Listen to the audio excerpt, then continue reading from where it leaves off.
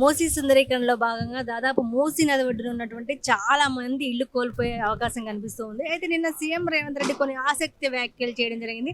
ఆ వ్యాఖ్యల గురించి ఈరోజు మాట్లాడుకుందాం. మనతో పాటు వివి రావు గారు పొలిటికల్ అనలిస్ట్ ఉన్నారు.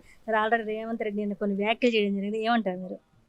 ఈరోజు మూసీ సుందరీకరణ పేరుతో ప్రభుత్వాలు వచ్చిన ప్రతి ప్రభుత్వం కూడా ఒక కొత్త బఫర్ జోన్ను డిక్లేర్ చేయడం అనేది ఇక్కడ మనం అందరం చూడాల్సినటువంటి ప్రధాన అంశం.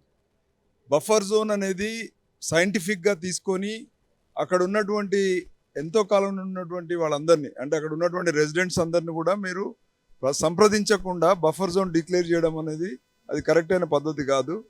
దాని మీద ప్రభుత్వం మరొకసారి పునరాలోచన చేయాలి.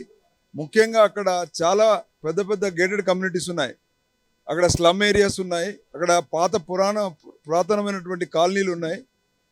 మరి వీళ్ళందరినీ కూడా మీరు సంప్రదించకుండా ఏ రకంగా మీరు బఫర్ జోన్ డిక్లేర్ చేస్తారు, దానికి సైంటిఫిక్ బేసిస్ ఏంటి అని చాలా సందర్భాల్లో హైకోర్టు సుప్రీంకోర్టు జడ్జిమెంట్స్ కూడా ఉన్నాయి. అయినప్పటికీ కూడా ఈ ప్రభుత్వం ఏమాత్రము అన్ని కన్సిడర్ చేయకుండా ఇక్కడ కొంతమంది ముఖ్యంగా ఇక్కడ గేటెడ్ కమ్యూనిటీస్ వాళ్ళు వచ్చారు. ఇక్కడ మేపుల్ టౌన్ కావచ్చు, లేదా అక్కడ ఉన్నటువంటి వాళ్ళ యొక్క హై రైజ్ బిల్డింగ్స్ ఉన్నాయి. వీళ్ళందరూ కూడా ఎన్నో సందర్భాలలో గవర్నమెంట్కి నోటీస్, అంటే ఒక లిఖితపూర్వమైనటువంటి నోటీస్ ఇవ్వకుండా మరీ అన్సైంటిఫిక్గా వ్యవహరించడం ఇది కరెక్ట్ కాదు.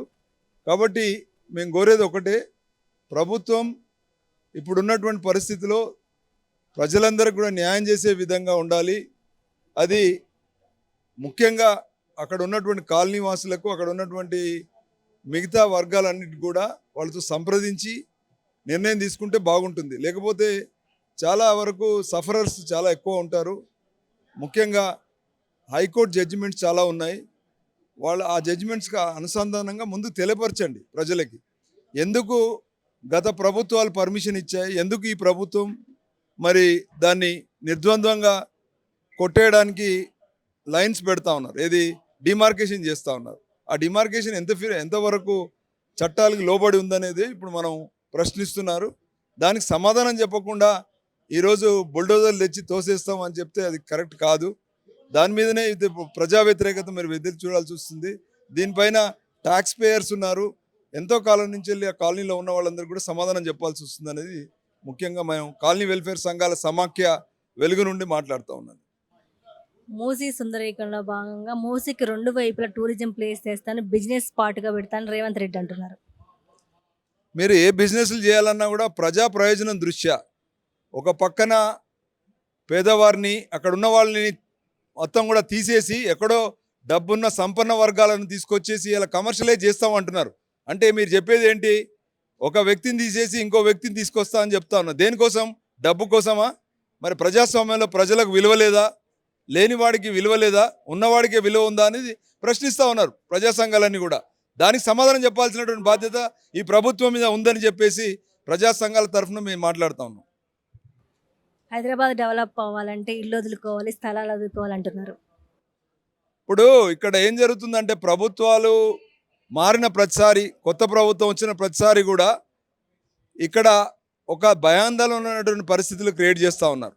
మరి ఆనాడు అక్కడ కాలనీలు వెలిచినప్పుడు ఎంతో కాలం నుండి, ఆనాడు కాంగ్రెస్ హయాంలో కావచ్చు, ప్రజాస్వామ్యం అంటే మన దేశానికి స్వాతంత్రం వచ్చినప్పటి నుండి అక్కడ కాలనీలు ఉన్నాయి, స్లమ్ ఏరియాస్ ఉన్నాయి. మరి ఆ రోజు ప్రభుత్వానికి తెలియదా బఫర్ జోను? ఇవాళ ఏమైంది? గత ప్రభుత్వంలో ఉన్న కాంగ్రెస్ కావచ్చు, బీఆర్ఎస్ కావచ్చు, ఇంకా ఇతర పార్టీలు కావచ్చు, అందరికీ తెలిసిన విషయమే. మరి ఈరోజు ఎందుకు ఈ ఇబ్బంది పడుతున్నది? ఈ కొత్త సమస్య ఎందుకు వస్తుంది? వాళ్ళు అక్కడ ఇండ్లు కట్టినప్పుడు ఎందుకు రాలేదు? 2 తరాల వాళ్ళు కూడా ఉన్నారు అక్కడ, ఎందుకు రాలేదు అనేది ఇప్పుడు ప్రశ్నిస్తున్నారు. దానికి సమాధానం చెప్పాలి.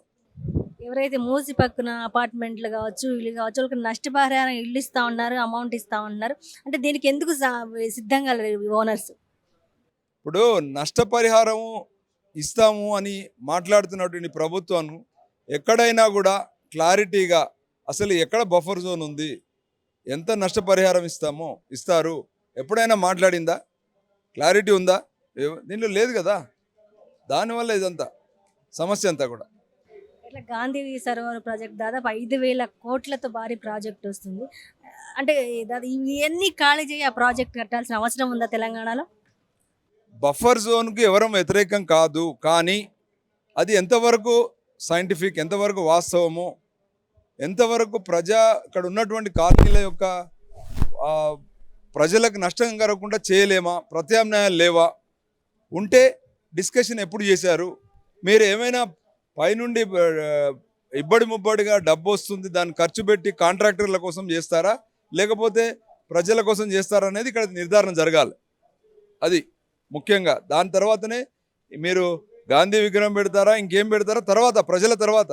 ఆ గాంధీ గారు కూడా ప్రజల్ని చంపేసి తన విగ్రహం పెట్టమని ఎప్పుడు చెప్పలే కదా. పెట్టండి, ఎక్కడైతే ప్రజలకు నష్టం జరుగుతుందో అక్కడ గాంధీ విగ్రహం పెట్టండి, తప్పులేదు.